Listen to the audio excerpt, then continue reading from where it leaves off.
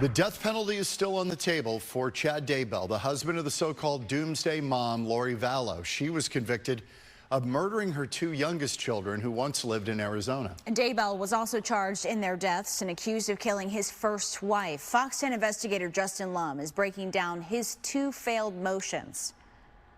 Chad Daybell's triple murder trial is set for April 1st, 2024. Despite his attorney's attempts to avoid the death penalty, it is still a potential reality if he's convicted of first-degree murder.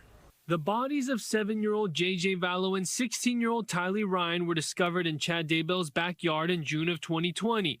Tylee Vallow's youngest kids had been missing for 9 months. Daybell is also accused of murdering his first wife, Tammy Daybell, mere weeks before marrying Vallow in Hawaii.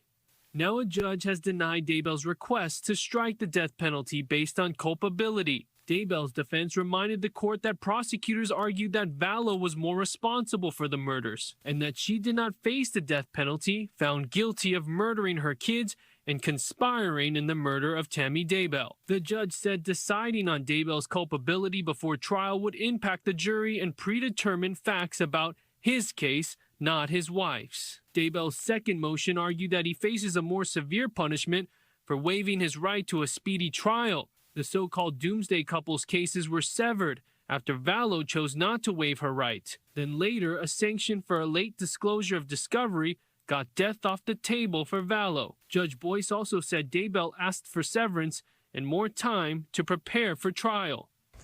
Meanwhile, Vallow is in a Maricopa County jail facing murder conspiracy charges in the death of her fourth husband and the attempted murder of her niece's ex-husband. Her trial right now is scheduled for April of next year. In the newsroom, Justin Lum, Fox 10 News.